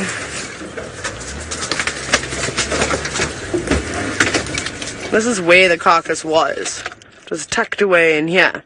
And you can see there is not even a scrap left. Nothing. What a pity. Next time. I just wanted to have a double, quadruple check. It's always good to do that, especially when you've got the light on your side. Now, it was obviously a little bit difficult earlier between the beehive, not being able to see any footprints. Not a great combination. Now it's a little bit better, though. Let me turn around. Oh, hang on. Oh, no, don't roll. Don't think it's anything. I think it's leaves. No, soil. No stress.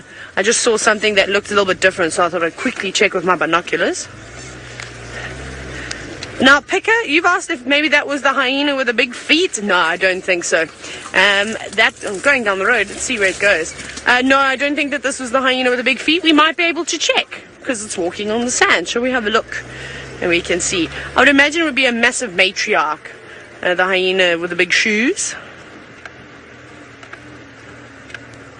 Hyena, where are your footprints? Nah. These are small in comparison. Although its feet does look a bit big for its body. I'm going to follow it up. Now we've got following the leopard tracks and the hyena. We'll just follow the hyena down the road for the little bit. It's not like we've got anything else. And I have lost my male leopard tracks, but we will go towards Quarry Pan at some point. Come back! Where are you going? You can come on the road, please. No. Not partaking. Now, something that hyenas do very, very well is follow other predators, and they love to do that with leopards. So I'm also intrigued to see where it goes. Maybe it's going to lead us to another leopard. Who knows? Now it's lost in the long grass. So let me jump up ahead. It's all heading in this direction. Heading back towards Cheetah Cut Line now. So you can see. Where'd you go, hyena? So yeah, grass is so tall. So what we'll do is we'll just basically just keep driving very, very slowly and try and keep up with it. I'm also looking for other clues as to where we could be going. Come on, keep up. We haven't got all day. Yeah, sometimes these animals, they just take their time. Where is the next gap that we're going to see it? See, the problem is now, I'm not going to off-road for this hyena because it's a bit silly. And lots of loss, but I'm going to stop here. Maybe we're going to get a gap. Let's see if we can get one gap. Oh, we might. Coming this way. There we go. Get your screenshots to help you identify. But we'll keep following the hyena and hopefully it stays nice and close to the road. Steve hasn't got a hyena. He's got something much prettier. James, if you are still watching, we have found for you what looks to be a type of swordtail or Charaxus butterfly. I'm not sure which one. We've been trying to herd it into a spot where it'll sit still so we can get it on the camera, and the link has come at the perfect time. So please, all those butterfly enthusiasts out there, see if you've got your butterfly books open. Let us know what species this might be. If in fact I am correct with a Charaxus, I think I am, but then I am not a butterfly fundi. I will work on that though, I promise. How gorgeous is that? It is a really large butterfly. Beautiful yellow and black markings, and look on the rump of it. I'm looking here with my binoculars. We try not to get too close. We chase it away. But look on the rump. It's such beautiful colors. I don't even know what that is. Oh, it's false eyes. Seems to be false eyes just at the base of the sort of tail area. That when it flaps that open, I think that might create some form of distraction for a predator. And hopefully we'll let it go. Because it sits in like that, it is relatively camouflaged for such a large yellow and black butterfly. Absolutely gorgeous. James, if you're watching, I hope this has made your morning. And gorgeous, Louise says. Gorgeous indeed. So we continued through after that interesting sighting with those insects, and Herbie found like 2 toes of a leopard track. I still haven't seen the full track, but this guy's incredible. So we're walking through, have a look at this area here. We're walking through this thick stuff. We managed to see this beautiful butterfly, but we're continuing on. I think Herbie can rather smell the leopard rather than see the track. So as soon as we find something fresher, we'll come straight back to you. There was also lots of hyena activity over there, so there's possibly some interaction between the leopard and the hyena early this morning. But who knows? Who knows what the bush can provide? Okay, so we're going to try go back onto the butterfly, seeing as it's sitting there so beautifully for us. It took us 3 minutes or so to get into a position that we could film, and Seb is very excited. It's not easy to film butterflies, but aren't they pretty? I don't think you have to be too feminine to like butterflies. I absolutely love butterflies. I know most girls adore them. They're just so pretty. And the whole life cycle of a butterfly, from caterpillar to pupa to metamorphosize to be something completely new. They are very important pollinators, and the caterpillars themselves provide a huge amount of food for a number of bird species. And caterpillars are also one of the major herbivores found on plants. We put a lot of emphasis on elephants and impala, but when you get caterpillars in huge numbers on a plant, it can absolutely destroy that plant if there aren't any other predators to eat those caterpillars. So a very, very important food source, and also very pretty to look at the same time. They also do a lot of pollination. Joe would like to know the difference between butterflies and moths. Butterflies, it's hard to say really, but moths are more fluffy. There's a lot more fluff on them. I'm probably not going to answer this very well, but he's not very fluffy. He's got really broad wings. Moths seem to just have a lot more powder and fluff on them, and moths are nocturnal, whereas butterflies are diurnal. So the antennas on moths, I think, seem to be a little bit different, a little bit bigger. They have different eyes as well, but I'm really not doing your question any justice. There are a few more differences that I'm not able to put my finger on right now, but I hope those couple that I've given you are going to satisfy your question. But isn't that a beautiful specimen? I'm sure all of you out there, please hashtag Safari Live and tag my name there as well. I'd love to identify this myself as well, but no doubt a lot of you will ID it. I've got an insect book back home. Hopefully we can get the species. Judy H. Citrus swallowtail, that sounds quite right. I think I have seen this before. And am I not right in saying that the swallowtail is a Charaxus? I think I am. I think all swallowtails or swordtails are Charaxuses, but then I am not an expert on butterflies. Those of you out there who've been watching the show for years, I'm sure, have got lots of information. And Judy H., you are never wrong. So I'm going to go 100% with your citrus swallowtail.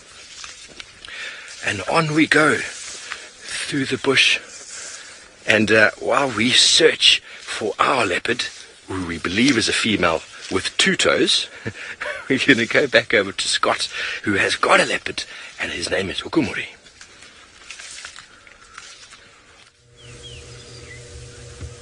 Well, good luck, Steve, and happy that you had what sounds like a great sighting of that butterfly. They can be tricky customers, the butterflies. Anything that flies really can be tricky for us. Nothing has changed here, but the clock is ticking, and these warthogs are going to start getting hungry. I was just telling Dave, I haven't spent enough time at a warthog burrow recently to actually know what time they are ordinarily starting their day, but there's no two ways about it. They do like to sleep in, so it could be just normal behavior that they haven't poked their head out, or it could be that they have got a suspicion that something is going on over here. Now, I'm thinking of staying another 10 or 15 minutes where we are positioned here, and if we still don't see any sign of the warthogs, I'm thinking of possibly repositioning the vehicle a little bit further away and seeing if that doesn't possibly change the outcome of what's going on here. It could be that these warthog have heard us, and that's what's making them a little bit nervous, but I'm not convinced that is the case yet. Dr. Rob, you'd like to know if the warthogs can feel him walking on top of the termite mound. I don't think so. I think they'd be able to hear him. It's an incredibly dense and solid structure, that. So I think it's going to be hearing that gives him away. And he definitely moves very, very carefully and quietly as he can. So I think he too thinks that it's the audio that could possibly give him up. Oh, what's happening here? No, I think he may have taken that opportunity to move because there was a gust of wind that blew. And that gust of wind provided him with a little bit of ambient noise to muffle his movements. It was literally in perfect conjunction with the gust of wind that blew that he began to move there. Either that or the warthogs are stirring below, or possibly both.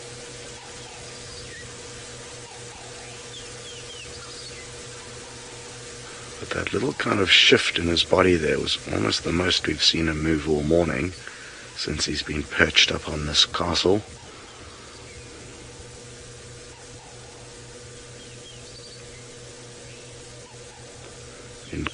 Incredible focus and intent.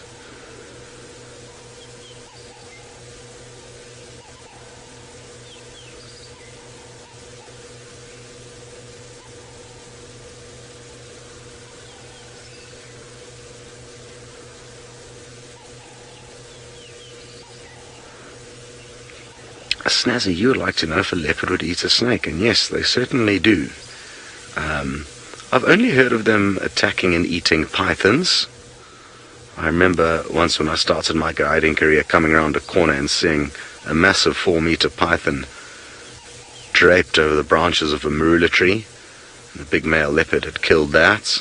And yeah, it's not uncommon for them to catch and kill pythons, but again, like I say, I've never heard of them catching and eating any smaller snakes. I'm sure it would have happened. A puff adder would be a good one, a big sluggish puff adder. I'm not sure if any of you guys have heard of or seen any interesting leopard on snake interactions, but yeah, for me, it's only the African rock python that I've seen or heard of them attacking.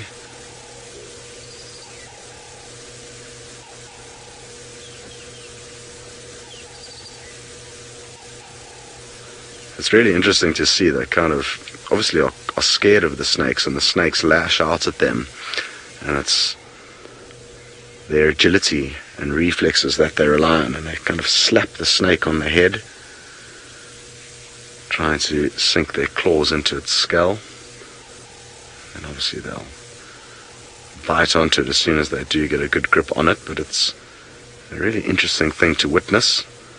I don't think it's something we've ever seen here on Safari Live, but as the days and months and years go by, I'm sure it is something that we will be able to share with you at some point in time. Sadly, the Sabi Sands doesn't have the highest python population, and also not the biggest pythons.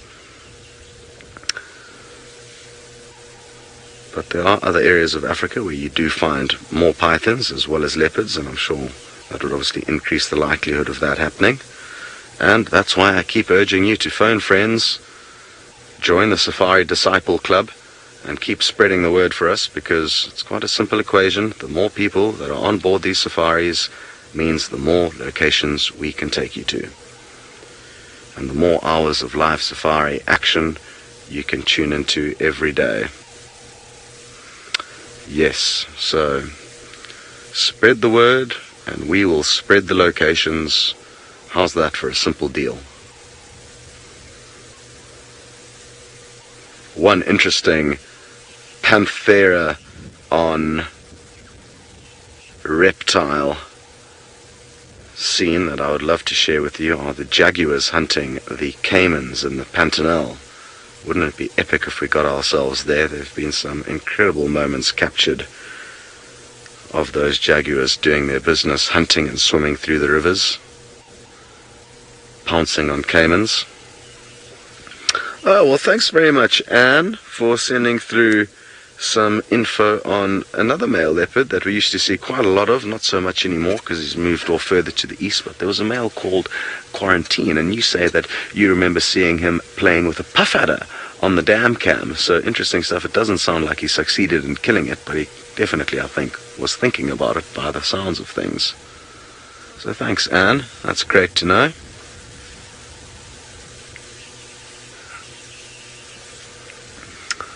Okay, well, I think I'm going to reposition the vehicle, get us a little bit further away from the mountain, see if that doesn't help the situation and maybe increase the likelihood of these warthogs coming out. And while we do that, we're going to send you across to Taylor, who's found some elephants. We're having an elephant-filled morning, which is not the worst morning. And we've stumbled across another young bull. Oh, and there's some more coming to join him. Hello, girl and little one. They must have heard the crunching of the silver cluster leaf. I can't imagine that'd be too tasty, though. Maybe they're enjoying the pods. Hello, big girl. It's, of course, always going to watch and see what happens, but these elephants have now approached us. Hey, big girl. Careful, watch your eyes there with that stick. Now, she's secreting quite a bit there from her temporal glands. But she seems very relaxed with us. She doesn't seem too bothered whatsoever. All coming to feed on the tree. It's interesting. Look, I mean, we normally don't see elephants devouring silver cluster leaves like we have been at the moment. Maybe it's just because I've forgotten.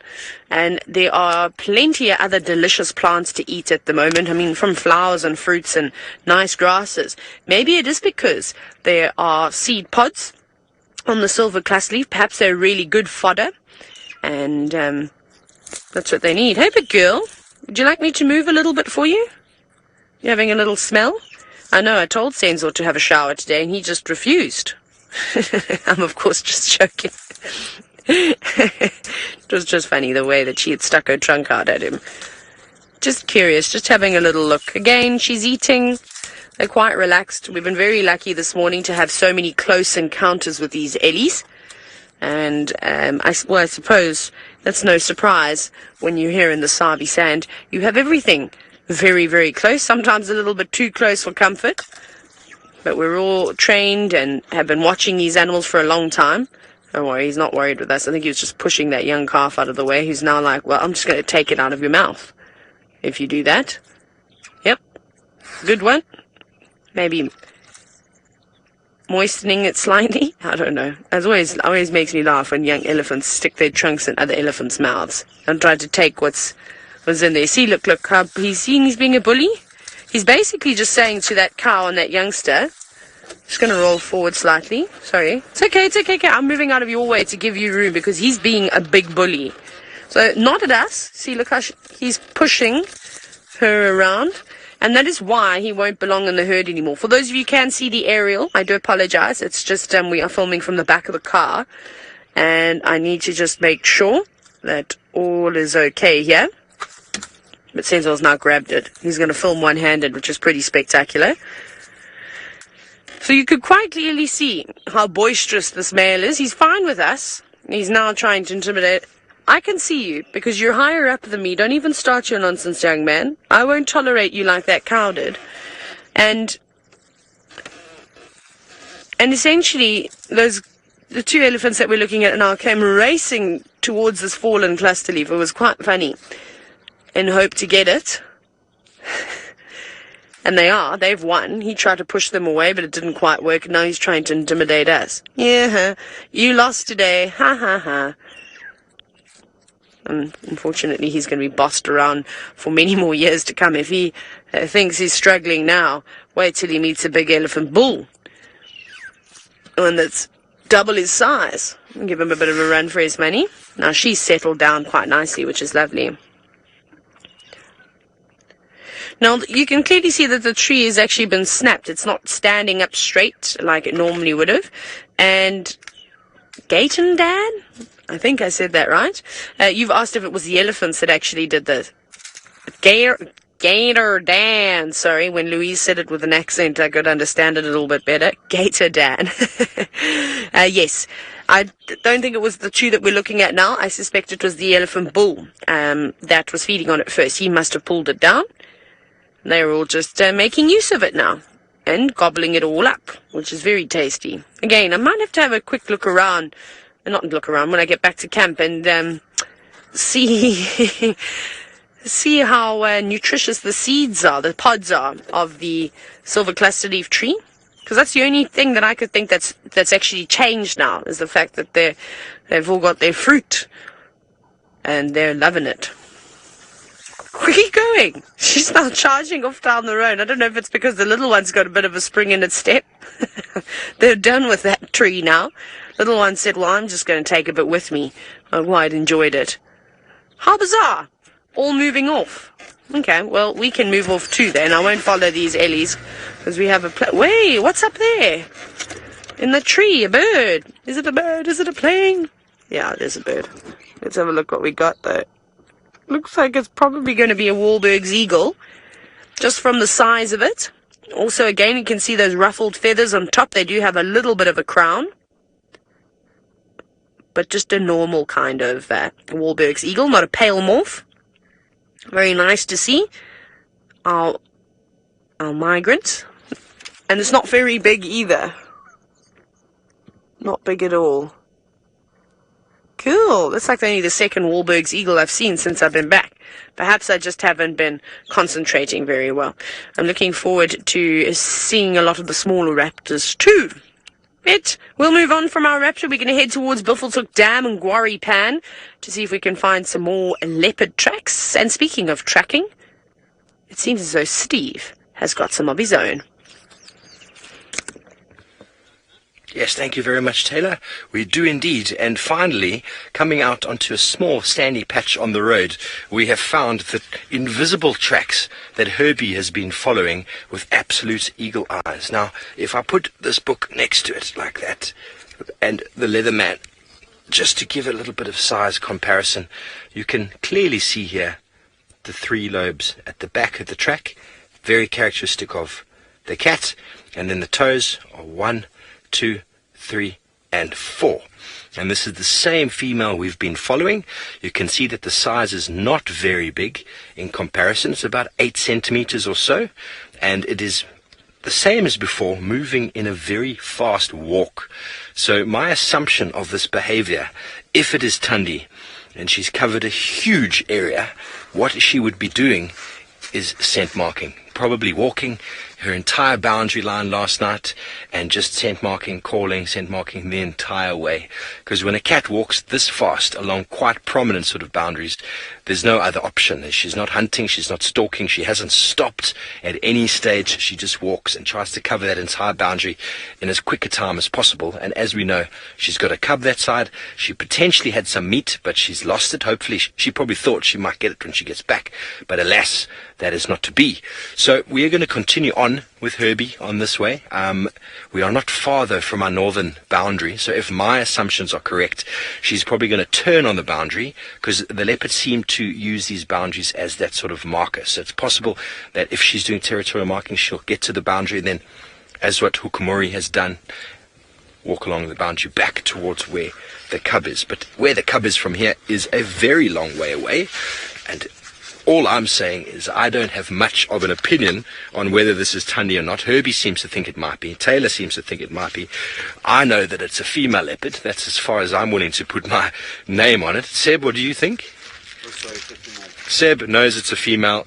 We weren't sure for a very long time if it had more than 2 toes, but now we've seen officially a beautiful track there, and it's wonderful following people like Herbie. I spent time with an individual back in Singita by the name of Exxon and Ndlovu, the best tracker I've ever seen in my life. He didn't speak a lot of English, but he knew everything about the bush. And his interpretations of tracks was incredible. I remember the first time tracking with him, I was walking through long grass like we're doing now. We're following lines and we're walking. And after a while, I almost was going to hit him on the shoulder and say, "Listen, Exxon, where's the tracks?" And he pointed at this perfect line, Paul. And that's what these guys do. They're incredible. and we take Mike off to them. So we're going to go back over to Scott while we continue, see what Hukumuri is up to.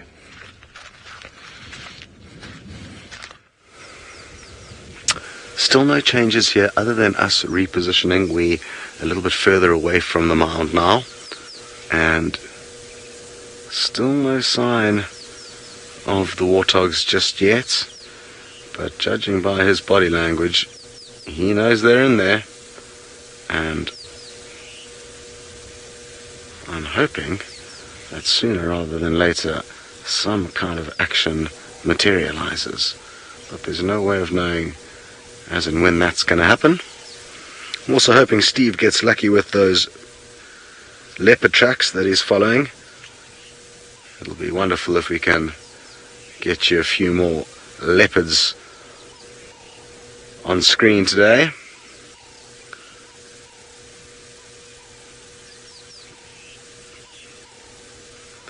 So an update on the Hukumuri pride, some other predators in this area, and they are sadly quite far north from our northern boundary.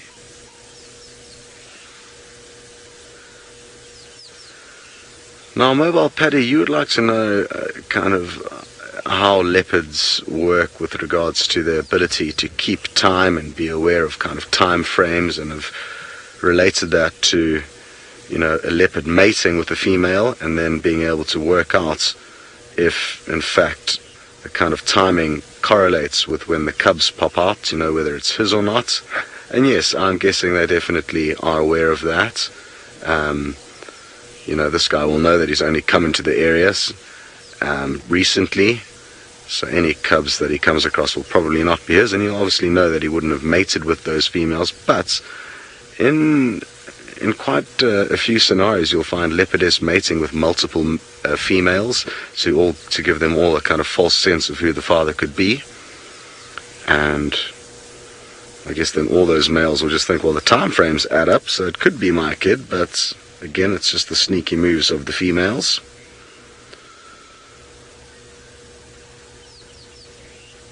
I'd also like to know if he's kind of better in tune with when warthogs come out of their burrows than when I am. If he kind of planned to get you at a specific time with the knowledge that he'd be kind of waiting at the right moment for them to come out. Oh, a little bit of movement there.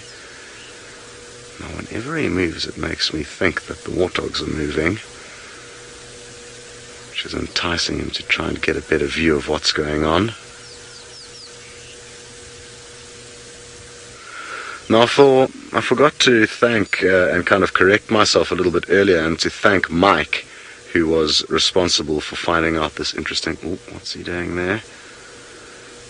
To thank Mike for finding out this interesting info regarding this male leopard and where he was seen 2 years ago, about 100 kilometers away from here. I must actually get out a map and work out exactly how far it is, but I'm guessing, yeah, possibly 100 kilometers, who knows, maybe 100 kilometers is probably the long end of it. But a long distance he's moved from 2 years ago to now.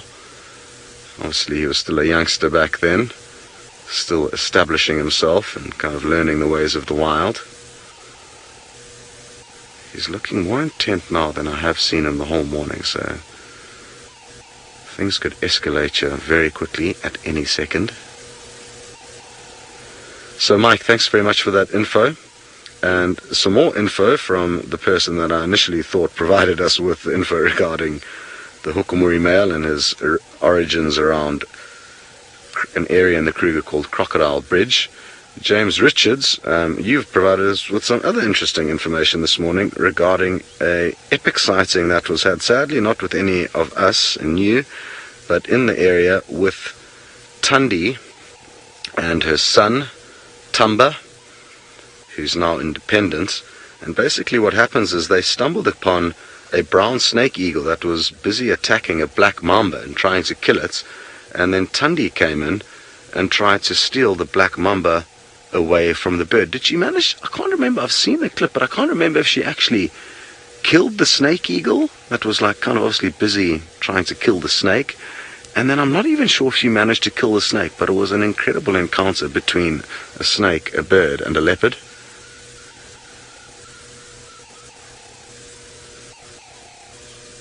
I don't know if I'm imagining things. Let's take a close look in the hole there, Davy. I thought I may have seen a little bit of movement there. Are there any warthog nostrils or ears poking out there?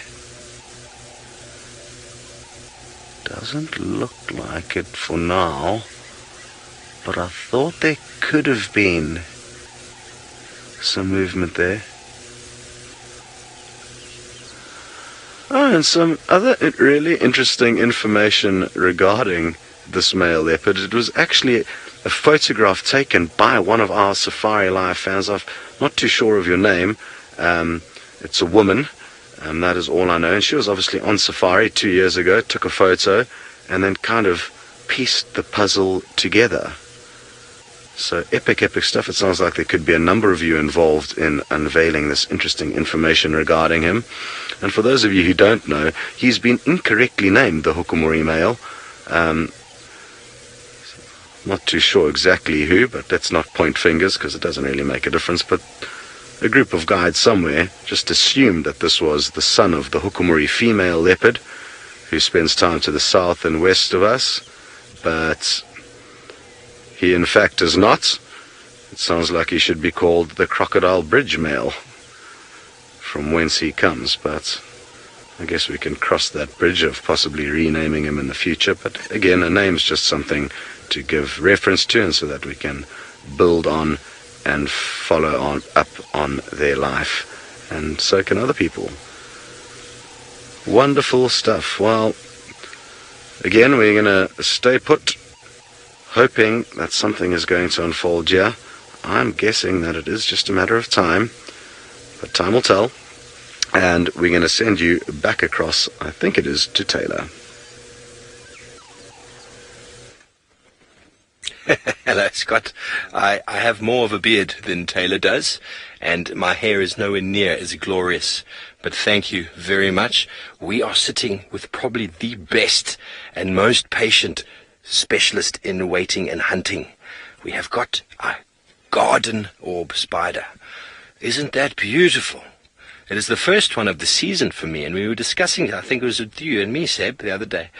We were discussing the lack of these this year, and my assumption is the fact that they are seasonal breeders, which means that this is a female. She will mate at some stage, and she'll lay eggs in the vegetation, and then she'll die. And then next season, next rainy season, they'll hatch again. So what I'm assuming, this is only me and my expert knowledge on spiders, which I do not claim to have, but my assumption is that because we had that sort of like mock rainfall in December, a lot of these spiders hatched and came out, but then the insects didn't follow because the rain didn't perpetuate or didn't continue, so we didn't get the insect blooms, and then I think those individuals maybe died off because we haven't seen any of the golden. I haven't seen a single golden orb this season, so it's probably remnants of the drought that has come forward, but this is a glorious specimen. And if you look at the abdomen, it's very jagged on the sides there, and that is indication that that is the garden and not the golden. The golden is very similar in coloration, but that abdomen is sort of nice and round and smooth, but with very similar yellows and blacks. But what I marvel at is that very white sort of zigzag line down the front of the spider's sort of face. That is known as the stabilimentum, and is a different type of silk that the spider uses, and there's a lot of theories about it, and one of the theories is that it stabilizes the web, makes it a lot stronger. A second theory is that it's quite visible to animals if they're walking, and if you get caught in a golden or garden orb web spider's web, it's very sticky and very uncomfortable, so I think a lot of animals will see it and move aside, including birds. These spiders have been known to catch birds. I've seen it in Johannesburg. I've never seen it out here in the wilderness. But a third theory, a hypothesis that came forward, is that stabilimentum has actually got a UV signature. And what does the spider feed on? They feed on insects, and what a lot of insects follow, they follow UV signatures, landing pads, landing zones, as in the form of flowers that have these little sort of UV signatures, and there's a possibility that that stabilimentum actually offers that sort of very attractive landing spot for an insect. And you see where she's perched, she's waiting right there for something to land in front of her mouth, and she'll quickly run up and gobble it. I'm going to move over a little bit, see if I can point, see if there's anything else, because she's the female, and often in these species, the garden and the golden, you find the male living in the web, and he is often a very tiny, tiny individual, and she often tries to eat him. So you often find the males missing 1 or 2 legs, 1 or 2, sometimes 3. So like our leopard we saw earlier with only 2 toes. I'm sorry about that.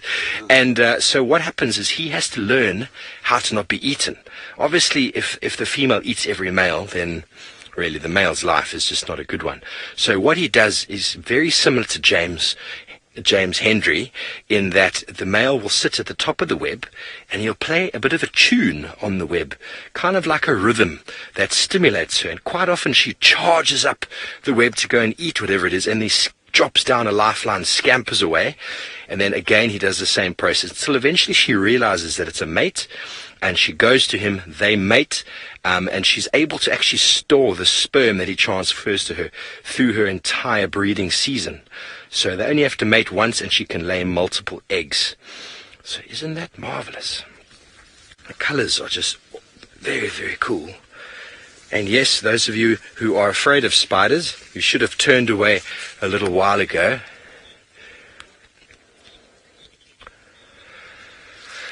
Marco, these spiders, they hatch with the rains seasonally, so every year, and I've seen them go from quite small to about this size in the matter of about a month and a half, plus minus, and that is a very rapid growth rate.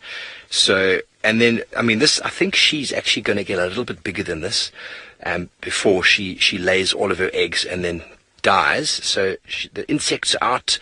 There's lots of food for them this time of year. There's nothing in the web at the moment.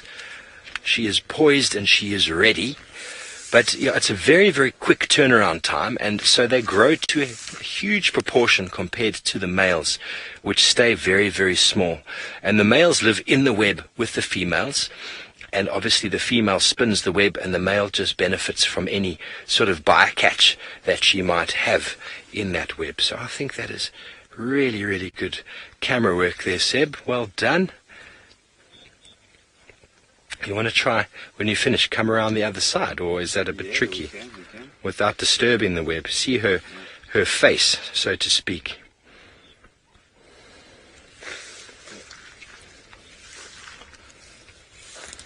AB, with both of these, the garden and the golden orb, the male lives in the female's web, and these females and the spiders themselves will only sort of survive the summer months here while it's green and while there's insects. Then they will just sort of pass on once the genes have been, once the mating has happened and once all the feeding has taken place. Then the female will go into the branches of the tree she is on, lay her eggs, and then just fall over and die. So I think the fate is quite similar to that of the male. The only difference is that she does all of the work and he just plays love songs from time to time. I hope James was listening. It is a wonderful music. I do actually miss James. He'd often come back in the evenings or in the morning and pick up his guitar, and we live all quite close to each other, and so he'd always just jam some of the most amazing songs. Yeah, I'm quite envious. Isn't that marvelous? So, we have spotted a beautiful fly. Spider. The spider said the fly. Well done, Seb.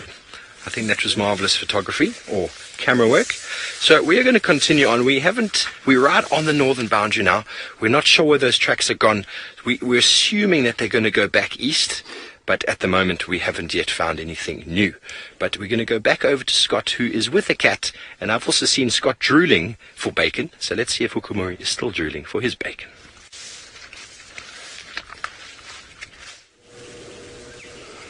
Yes, I'm drooling for action.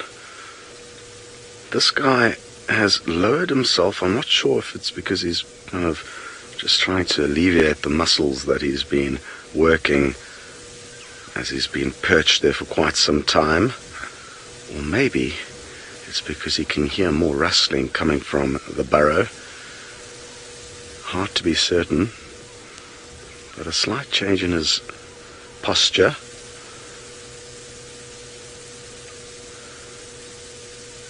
I'd really love to know how much of them he can hear and exactly what noises they are making in there. I can't hear a thing. But you see, he's just tilted his head, and also obviously he heard something which caused him to kind of peer back across towards the hole. Yeah, those garden orb-web spiders are absolutely beautiful. Sadly, not nearly as many around as normal, as Steve said, but really happy that you got some great views of them.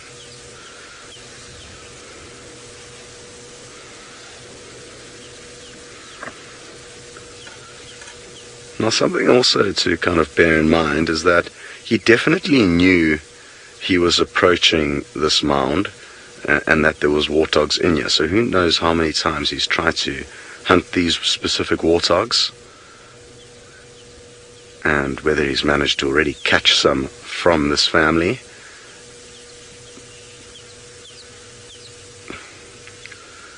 And interestingly, quite a few of you guys have already mentioned a little bit earlier that it does appear to be the same termite mound where we have in fact witnessed him catching a warthog before.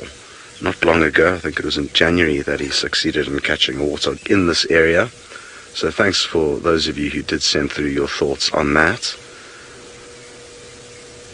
It's quite a unique termite mound, so I guess it shouldn't be too hard to know whether it was in fact the exact one.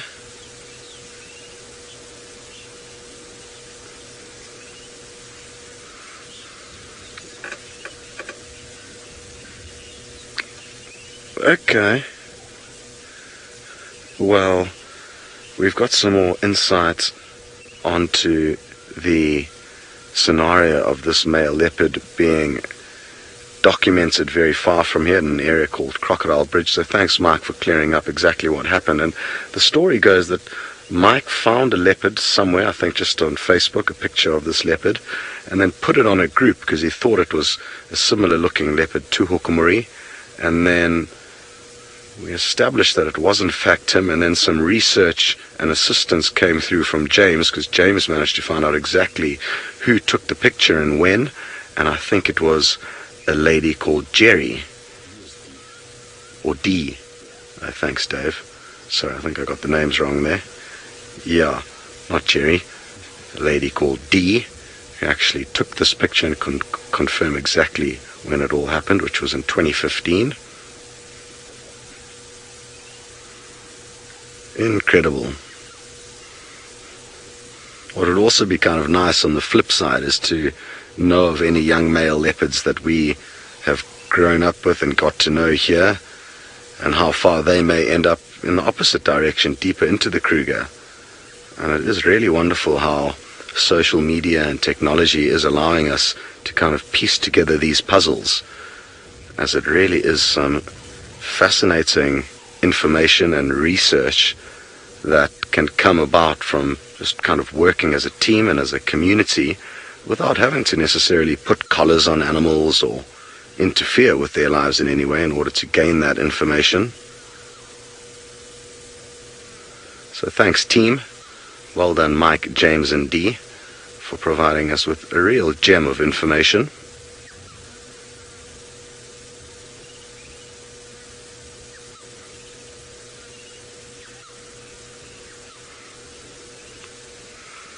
Kylie, you'd like to know how long has he been sitting here for, and for about an hour and 20 minutes is my guesstimate as to how long he's been here for.